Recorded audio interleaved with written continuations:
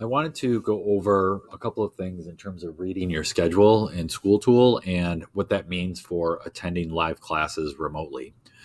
We will be on Monday, the 1st of February. We will be starting this new schedule where students can join either first period at 8:05 or at 12:20, and then they could join period 2 at 9 a.m. or 1:15.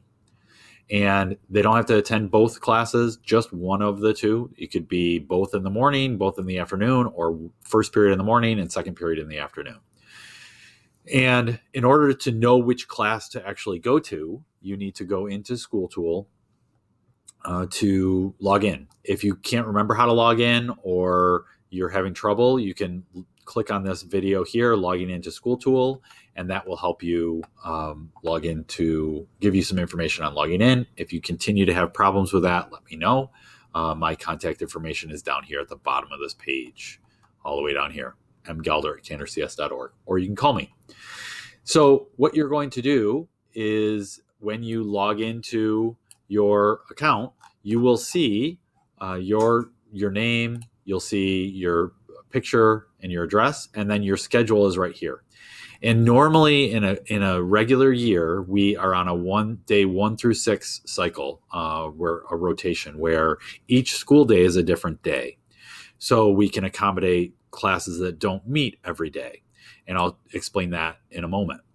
This year, because of the way our schedule is, it takes us a little longer to get through all of these 6 days. February 1st, Monday, will be a day 4. And all of the days that week will be day 4. So when we're looking at our schedule, the day schedule matters.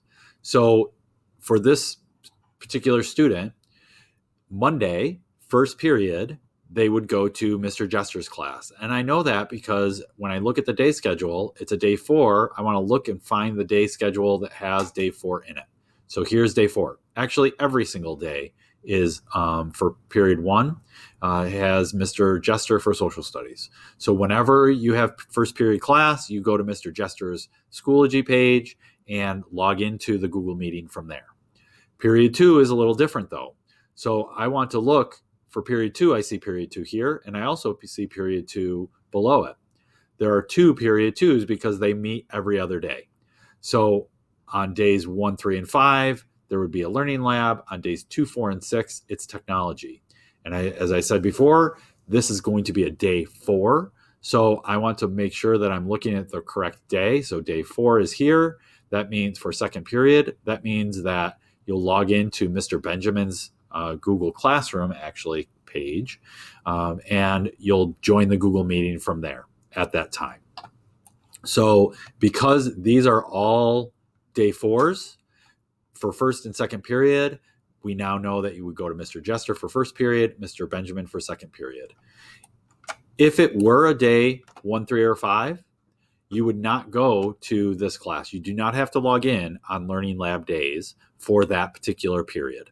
So this is just an independent work time. Normally in the school day, it's an independent work time at home if you're a remote learner. So you do not need to join a Google meeting for Learning Labs, but you still need to join for social studies for first period. So then on Tuesday of that week, February 2nd, it's periods 3 and 4. So for this student's schedule, I look at period 3 and I see there's days 2, 4, 6, period 3, days 1, 3, 5. And I know it's a day 4. So I would go to Miss O'Hara's class. So the same thing happens for period 4. I see that it's all days. So I know that anytime I have period 4, I would open up Miss Tonight's Schoology page and find the Google Meeting link and join the meeting that way. Period 5 is lunch. So this is where this is interesting. So right here, I can see periods 5 or 6 and period 6 or 7. Because I have period 5 lunch, I disregard period 5 and I only go to period 6. So on Wednesday morning at 8:05, I would log in to period 6 has 3 different sections because there's day 1, 2, day 3, 4, and day 5, 6.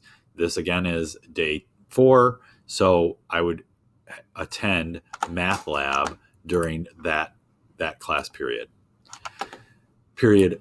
And that would be period 5 or 6. We didn't have lunch. We don't go to lunch, so it was just period 6.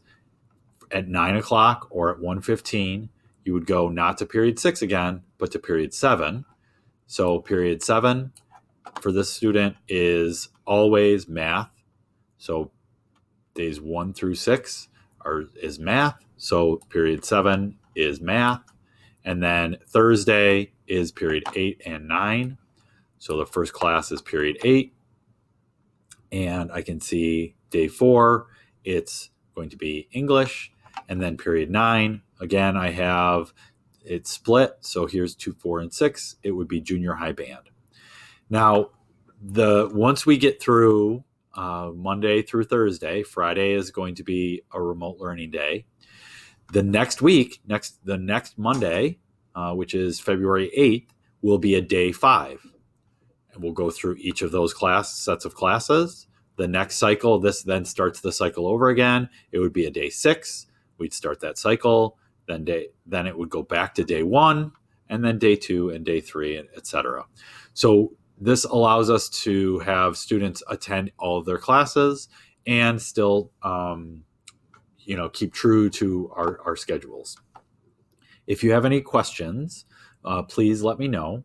And I hope this was informative. If you have questions about your schedule, feel free to contact the guidance department as well.